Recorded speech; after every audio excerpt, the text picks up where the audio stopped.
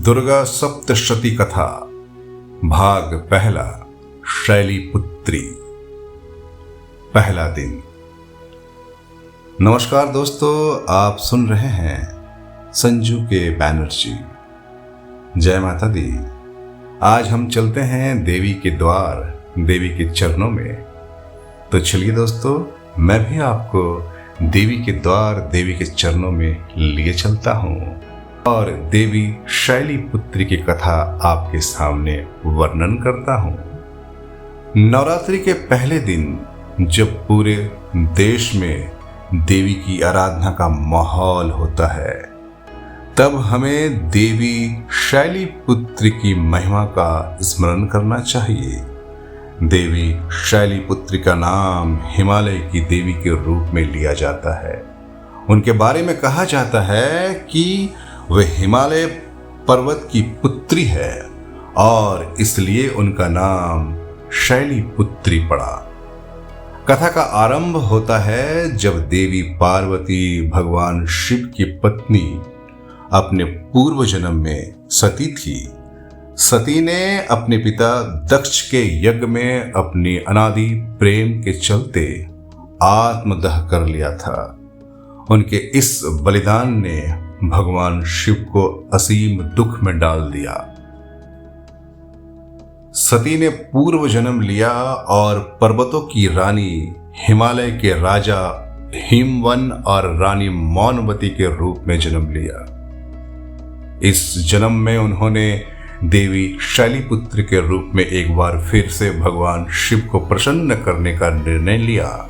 जब देवी पार्वती अपनी मातृभूमि से विदा ली तो उनका हृदय शिव के प्रति अनंत प्रेम से भरा हुआ था।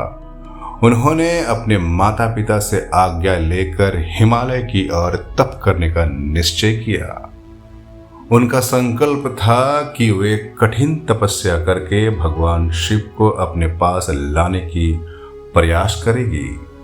देवी ने हिमालय की चोटी पर जाकर अपनी तपस्या का प्रारंभ की। उनकी तपस्या का उद्देश्य था कि शिव को प्राप्त करना, क्योंकि उनका मानना था कि केवल शिव ही उन्हें पुण्यता और शक्ति प्रदान कर सकते हैं। देवी की तपस्या कठिन थी। दिन रात देवी ने तपस्या की। तप के दौरान उन्होंने अनेक कठिनाइयों का सामना किया, परंतु उनका हृदय ढीठ था।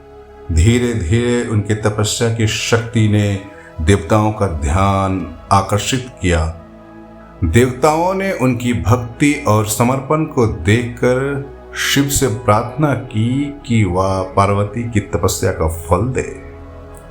भगवान शिव ने देवी पार्वती की भक्ति को पहचान लिया। उन्होंने ये तय किया कि वे उन्हें अपनी पत्नी के रूप में स्वीकार करेंगे।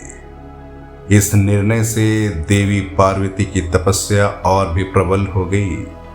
वे ध्यान में लीन हो गई और शिव की स्तुति करने लगी।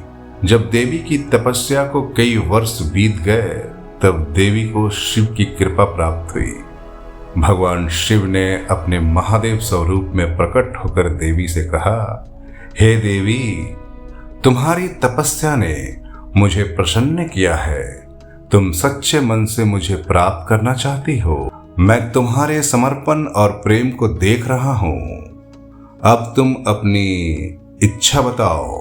ये सुनकर देवी पार्वती ने अपने हृदय की गहराई से कहा, हे महादेव, मैं आपसे एक विनम्र प्रार्थना करती हूं। मुझे आपके साथ विवाह करना है। मैं आपसे प्रेम करती हूं और आपका साथ चाहती हूं। भगवान शिव ने मुस्कुराते हुए कहा, मैं तुम्हारी इच्छाओं को पूरा करूंगा, लेकिन तुम्हें अपनी तपस्या जारी रखनी होगी। तुम्हारा समर्पण और तप मुझे प्रभावित कर रहा है। देवी ने अपनी तपस्या को जारी रखा। इसके बाद भगवान शिव ने देवी को यह भी बताया कि वे उनसे विवाह केवल तभी करेंगे जब वे पूरी तरह से तप को समर्पण करेगी। देवी की कठिन तपस्या के कारण अंततः भगवान शिव को प्राप्त किया। इस मिलन ने न केवल उनके जीवन को संपूर्णता दी, बल्कि इससे उन्हें शक्ति और प्रेम का प्रतीक भी बना दिया। जब भगवान शिव और देवी पार्वती का विवाह हुआ, तब संसार में अनंत और समृद्धि का संचार हुआ।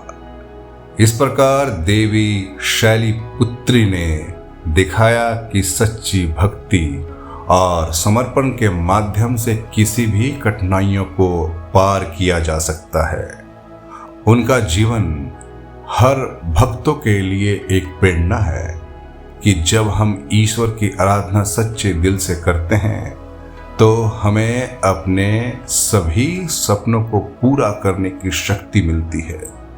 इस पहले दिन की आराधना से हम सीखते हैं कि भक्ति और तपस्या से हम अपने जीवन में सभी बाधाओं को पार कर सकते हैं। देवी शैलीपुत्र की कृपा हमें सदैव मार्गदर्शन प्रदान करते रहे और हम सच्चे मन से उनके चरणों में समर्पित रहें।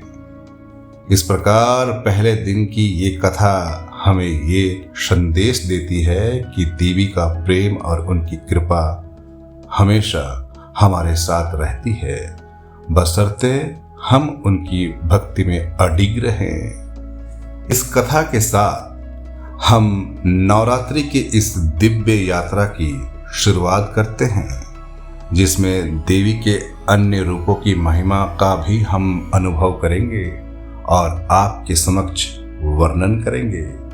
मैं आपका दोस्त संजू के बैनर्जी आपसे आज्ञा लेता हूँ। खुश रहें और सच्चे मन से आराधना करें। आज का दिन बहुत ही पावन दिन है। माँ दुर्गा स्वयं आपके जीवन में विराजमान हो और आपके सभी संकल्पों को पूरा करे एवं आपकी सभी बाधाओं को दूर करे। जय माता रानी की, जय माँ अम्बे।